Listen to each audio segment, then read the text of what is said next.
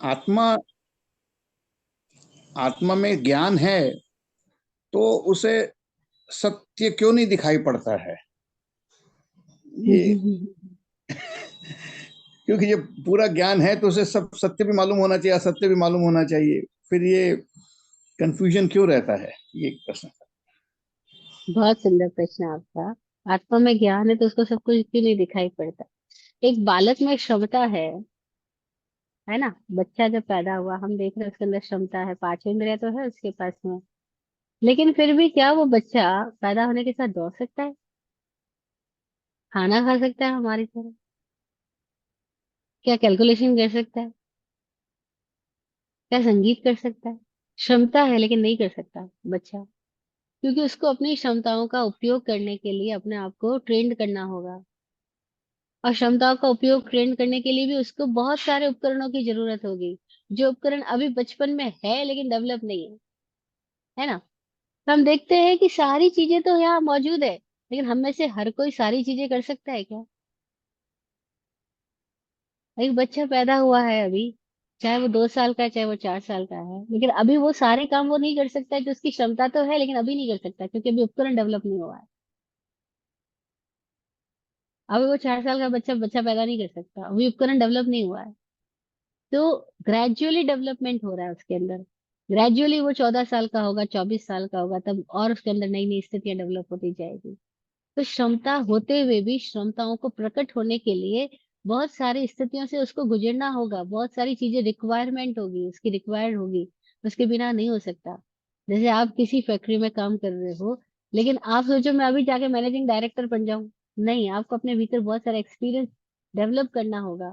तो उसके लिए आपको कुछ सालों वहां पर ट्रेनिंग लेनी होगी, उस चीज के अंदर डीप में जाना पड़ेगा, तब कहीं जाकर के आप वो चीजें तक पहुंच पाओगे। तो एक मोटा मोटी एग्जाम्पल है कि हमारे पास जो ज्ञान क्षमता है, अभी हमने ये बात हमने सुन के जानी है, अपने अनुभव से नहीं जानी है। ये जिन लोगों ने के भीतर प्रकट हो गई उन्होंने ये बोला है कि ये ज्ञान क्षमता सबके भीतर है, और आत्मा ज्ञान ज्ञान रूप ही है। लेकिन ये बात हमने अपने अनुभव से नहीं जानी है ना, हमारे लिए तो ये सूत्र किसी और की दी हुई बात है। और वो क्षमता जिन्होंने प्रकट कर दी वो कह रहे हैं कि सब में है, बिल्कुल सही कह रहे हैं वो। लेकिन क्या हमारा एक्सपीरियंस है क्या कि हमारे पास में सत्य असत्य, अभी हमारा विवेक हमारी प्रज्ञा उतनी स्थिति तक डेवलप हुई क्या? हम देखते हैं नहीं डेवलप हुई। क्यों नहीं डेवलप हुई? तो अगर हम थोड़ा डीप अपनी स्टडी करेंगे, तो अपनी स्टडी करने का ही नाम स्वाध्याय है, ध्यान दीजिएगा। हम अपनी स्टडी करेंगे तो हमें पता लगेगा कि मैं कहाँ पक्ष विपक्ष में उलझा रहता हूँ, इसीलिए सत्य नहीं देख पाता। सत्य देखने के लिए प्राथमिक स्थिति क्या है कि हम निष्पक्ष बने, बिना पक्षपात के जाए, जिसको वैज्ञानिक स्थिति बोला। वैज्ञानिक होने का मतलब क्या हुआ कि इसके पास कोई पक्षपात नहीं है, कोई पूर्वाग्रह नहीं है, कोई धारणा नहीं है। वो किसी की सुनी सुनाई बात को मान करके नहीं चलेगा। वो अपने ही भीतर अपने अनुभव में गुजरेगा, अपने एक्सपेरिमेंट करेगा और अपने एक्सपीरियंस से जानेगा कि ये क्या क्या है। नहीं, हम तो पहले ही कहते थे ये सत्य है, ये गलत है, ये सही है। और इतना बचपन से हमारे दिमाग में भर दिया गया, ये सही गलत, अच्छा बुरा, बड़ा छोटा, ऊंचा नीचा, गोरा काला, अमीर गरीब। हम कभी सत्य देख ही नहीं पाते क्योंकि पहले से हम इतने पूर्वाग्रहों से ग्रसित है कि हम चीजों को देखने के पहले धारणाएं हमारे बीच में आड़े आ जाती है। और जहाँ धारणाएं आड़े आ गई, आग्रह आड़े आ गए, मान्यताएं आ गई, बिलीफ सिस्टम्स आ गए, वह हम जो है उसको कैसे देख सकेंगे? तो सत्य क्यों नहीं दिख पाता आप पूछ रहे हो? क्योंकि हम आग्रहों में ही अड़े हुए हैं, पूर्वाग्रहों से ग्रस्त है, और हमारे चारों ओर का माहौल हमें ग्रस्त बनाए रखना चाहता है, वरना हम उनके शिकंजे से बाहर हो जाएंगे, और कोई नहीं चाहता कि वो हमारे शिकंजे से मुक्त हो जाए। वो जो भेड़ों को चलाने वाला चरवाहा है, वो किसी एक भेड़ को अपने ग्रुप से बाहर जाने नहीं देना चाहता है।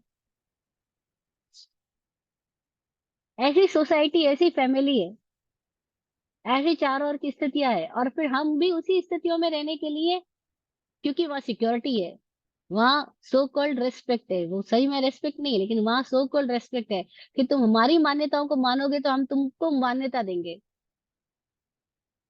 और इस चक्कर के अंदर हम सत्य की तरफ कभी बढ़ते ही नहीं।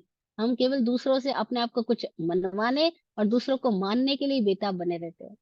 हम गलत दिशा में धकाए गए, और अभी भी चलते जा रहे हैं क्योंकि हमारे भीतर ये साहस ही नहीं पैदा होता कि मैं भीड़ से हटके आग्रह और धारणाओं से हटके, मान्यता और विश्वासों से हटके अपनी आंख खोल के देखो तो सही कि क्या क्या है। वे किसी ने कह दिया ये अमेरिका है, ये जापान है, ये रूस है, ये चाइना है, पर मैं आंख खोल के देखूं तो सही कि धरती कहाँ बता रही है कि या मैं खत्म हो गई, या भारत खत्म हो गया, या चाइना शुरू हो गया। धरती कहीं बता रही है क्या? हमारी मान्यता, हमने लकीर खींच दी और हमने मान लिया। हमारी मान्यता, हमने लकीर खींच दी कि व्हाइट व्हाइट कपड़ों वाले ये है, ब्लैक ब्लैक कपड़ों वाले ये है, ग्रीन ग्रीन पहनते ये है। हमने धारणाएं दी, अगर धारणाएं छोड़ के देखे तो हमें बड़ी मजा आएगा। एक लड़की आई हमारे पास में, वो एक्यूप्रेशर उसमें सीखा उसने बहुत कुछ। तो चूंकि वो जैन परिवार में है तो उसकी मम्मी चाहती थी कि तूने एक्यूप्रेशर सीखा है तो साधु साधुओं को तू सेवा देने जाया कर। तो वो बहुत बॉम्बे में रहती है, बहुत सारे साधु साधुओं के परिचय में आई, और एक दिन आके बोलती है, महाराज साहब मुझे तो सारे ही महाराज साहब बीमार नजर आते हैं। ये कोई भी ठीक क्यों नहीं है, जबकि ये रात को नहीं खाते, ये नहीं खाते, वो नहीं खाते, इतना नियम फॉलो करते हैं, फिर ये ठीक क्यों नहीं है, सबके सब बीमार क्यों है? कि मैं हैरान हो गई, दुखी हो गई, मुझे एक साधु संत नहीं दिखाई दे रहा है जो कि ये लगता कि देख के हाँ ये स्वस्थ शरीर वाला है। ये सब भरे पड़े इनके भीतर, कितने प्रेशर्स भरे पड़े हैं। अब वो चूंकि लड़की है तो बिना धारणा के देख रही है, बिना आग्रह के देख रही है। वो किसी साधु को इसलिए रेस्पेक्ट नहीं करेगी वो व्हाइट कपड़ों में है, वो तो एक नॉर्मल ह्यूमन बॉडी को वॉच करके आ रही है। वो कह रही है हर कोई बीमारी बीमार दिखाई दे रहा है यहाँ पे। इनको देख करके मेरे भीतर तो जरा सा भी ऐसा नहीं पैदा हुआ कि मैं ये समझूं कि हाँ ये कोई तो स्वस्थ है, कोई तो मजेदार है, कोई तो सही स्थिति में पहुंचा हुआ है। और वो अपना एक्सपीरियंस शेयर कर रही है, हम कह रहे हैं बिल्कुल सही है, और तुम बिना आग्रह बिना धारणा के देख के चलना हमेशा, तो तुम सजग होकर के अपने सत्य को पहुंचोगे। पर हमारे यहाँ बचपन से कितनी तरह की आग्रह धारणा है हमारी। तो चेतना ज्ञानवान है, लेकिन हम क्या उस जो वक्तव्य जहां से आया है क्या हम उस स्थिति में पहुंचे हैं? नहीं, अभी हम नहीं पहुंचे हैं। हर एक बालक के अंदर क्षमता है बच्चा पैदा करने की, लेकिन क्या वो बच्चा पैदा करने की क्षमता में आ गया है? नहीं। उसको अपने शरीर की उस स्थिति तक पहुंचने में अभी वर्ष लगेंगे। 16 वर्ष, 18 वर्ष, 22 वर्ष, कोई वर्ष लगेंगे।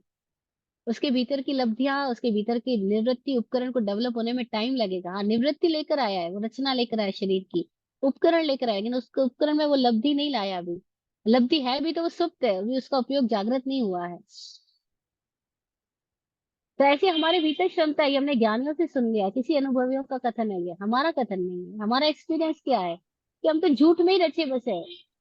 ये सारा कुछ झूठ हमको दिया गया है, धारणाएं दी गई है, धारणा और मान्यताओं के इतने गहरे जाल हमारे ऊपर है कि हमारे अंदर विश्वास इतने भर दिए गए कि तुम जैन हो, तुम शाकाहार, तुम ये हो, तुम वो हो, तो ये तुम्हारी मम्मी, यही तुम्हारे धर्म गुरु, यही तुम्हारा परंपरा, बस, और उसको हम मान के पकड़ के बैठ गए। सत्य के लिए चाहिए निष्पक्ष आंख। सत्य के लिए चाहिए वह आंख जिसके ऊपर कोई पक्षपात ना हो, कोई आग्रह नहीं, कोई धारणा नहीं, कोई बिलीफ सिस्टम ही नहीं। पर हम में से हर कोई ट्राई करता है कैसे हम अपने बच्चों में भी बिलीफ भर दे। अभी बच्चा बोलना ही शुरू नहीं उसके पहले हम उसको नवकार मंत्र रटा देते हैं। वो कभी नवकार को खोजेगा ही नहीं, नवकार की महिमा जानेगा ही नहीं, क्योंकि उसको वो तो उसको बचपन में पिला दिया गया। बिना प्रश्न के उसको उत्तर रटा दिए गए। वो कैसे जानेगा प्रश्न क्या है और उत्तर तक पहुंचने का प्रक्रिया क्या है? उसने और अपने हम से जानने की कोई स्थिति हमने नहीं छोड़ी ना। और हम जिंदगी भर बाल जीव ही बने रहते हैं। Yes yes yes. क्योंकि समाज यही चाहता है कि हम बालजी बने रहे, ताकि हम उनके कंट्रोल में रहे, वो चलाए और हम चले। और फिर वो हमें चलाने के उनके पास अपने तरीके, लालच दिखाता है, भय दिखाता है, और हम सब उस लालच और भय के अंदर रिवॉर्ड लेने के लिए और पनिशमेंट से बचने के लिए झूठे ही बने रहते हैं, झूठ की पकड़ बनाए रखते हैं। और झूठ को पकड़ना पड़ता है, सत्य तो मुक्त होता है, सत्य वह है जो मुक्त करे, तो स्वभाव ही मुक्ति है। झूठ वह है जो पकड़ बनाता है। हमारे सबके भीतर झूठ की पकड़ बनी रहती है। धन्यवाद। तो बच्चों को क्या सिखाएं जो पैदा हुआ है? कुछ भी ना सिखाए, केवल उनको अपना प्रेम दे, और वो जो करते हैं उसमें केवल वॉचफुल रहे कि कहीं वो अपना नुकसान ना कर बैठे, जैसे कि गिर ना जाए, तो बस वहां वॉचफुल रहे कि वो मुंह में पत्थर कंकड़ ना डाल रहे, बस वहां वॉचफुल रहे। बाकी उसको कुछ सिखाए नहीं, वो अपनी ही स्थिति से सीखेगा। वो खुद ही सीखेगा ही, क्योंकि वो सीखने के लिए ही आया है, वो जिज्ञासा लेकर के ही आया है। और हम सिखाने के चक्कर में उनकी जिज्ञासाओं को मार देते हैं।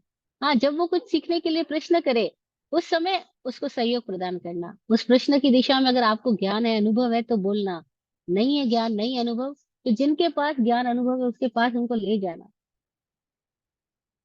एक महिला के बारे में स्वामी जी बात करते हैं, उनकी फ्रेंड है वो, कि उसके बच्चे ने जब पहली बार प्रश्न किया कि मम्मी ये जेब्रा क्या होता है, क्योंकि स्कूल में जेड के साथ जेब्रा पढ़ाया जाता है, तो उसकी मम्मी ने जेब्रा दिखाने के लिए उसको उन जंगलों में लेके गई जहाँ जेब्रा पाया जाता है, और वहां जाके दिखाया कि देखो बेटा ये जेब्रा होता है। मजेदार है वो महिला। वो अपने बच्चे को कोई फालतू ज्ञान नहीं देना चाहती, वो अनुभव का ज्ञान देना चाहती है। अगर वो बच्चा पूछे गर्मी क्या है, तो उसको टच करके बताया कि देखो यहाँ पे क्या एहसास हुआ तुमको, गर्म का एहसास हुआ, ये गर्मी है।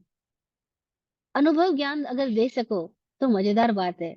नहीं हो तो जिनसे अनुभव मिल सकता है उनके पास ले जाना, लेकिन धारणाएं मत पकड़ाना। धारणाएं पकड़ा करके हम अपना नुकसान देख रहे हैं, हमारा कितना नुकसान हुआ। हम सालों साल झूठ से चिपके रहते हैं, जिंदगी बीत जाएगी पता ही नहीं चलेगा, क्योंकि वो धारणाओं को हम सत्य मान लेते हैं। हमारे अनुभव की दिशा में जाना, और बच्चे अनुभव की दिशा में बढ़ते हैं। आप उनको लाख मना करो या आगे हाथ मत लगा, वो जाएगा, हाथ लगाएगा, क्योंकि हाथ लगाने पर उसको पता लगेगा वो आ गए। और हम उसको पान बांधते हैं, नहीं नहीं नहीं तू जाना मत। उसको जाने दो, वो अनुभव से जानेगा कि आग क्या है। और एक बार अनुभव से जान लेगा, दोबारा वो खुद ही आग की तरफ नहीं जाएगा।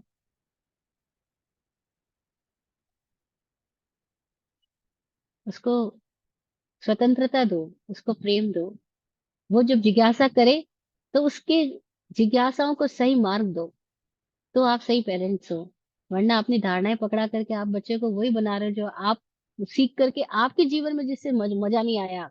भाई आपने इतने सालों से बहुत कुछ सीखा, आपके जीवन में मुक्ति आई क्या, मजा आया क्या, मौज आई क्या, आनंद आया क्या, निर्भीकता आई क्या, अभय स्थिति आई क्या? जब आपकी स्थिति में वो सारे नहीं आए, जो जो कुछ आपने सीखा, जिस उससे आप ही मुक्ति की दिशा में नहीं आए, तो वो दूसरों को देख करके उनको क्या मिल जाएगा? भाई अपने अनुभव से देखो। आपको बचपन से ही सब कुछ सिखाया गया, मंत्र की विधियां, स्थानक की विधियां, प्रतिक्रमण की विधियां, ये वो सब कुछ ठीक है, जो कुछ भी समाज में धर्म के नाम पे, सोसाइटी के नाम पे, फैमिली नॉर्म्स के नाम पे, एथिक्स के नाम पे जो कुछ भी सिखाया गया, उससे आपके जीवन में क्या फूल खिले क्या? नहीं खिले, तो वो चीजें वापस क्यों पकड़ा रहे हो किसी दूसरे को? जिससे हमारे जीवन में मजा नहीं आया हो, वो किसी बच्चे को पकड़ाना तो अपराध हो जाएगा बच्चे के प्रति। अनुभवी लोग कहते हैं जो आपका अनुभव नहीं है उसको शेयर कर रहे हो तो आप अपराध कर रहे हो।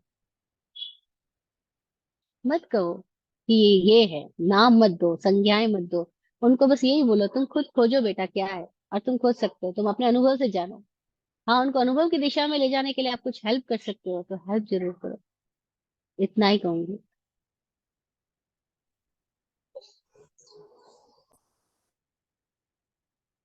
बात तो और भी की जा सकती है इस सब्जेक्ट में, लेकिन अभी मैं यहीं पे रोकती हूँ। पहले एक सूत्र भी पकड़े तो सही हम, कि जो हमारे अनुभव में नहीं आया वो हम बच्चे को ना दें।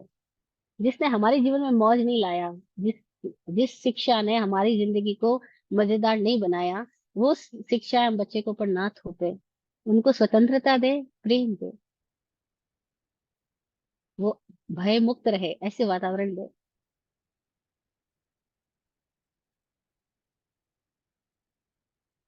धन्यवाद। जय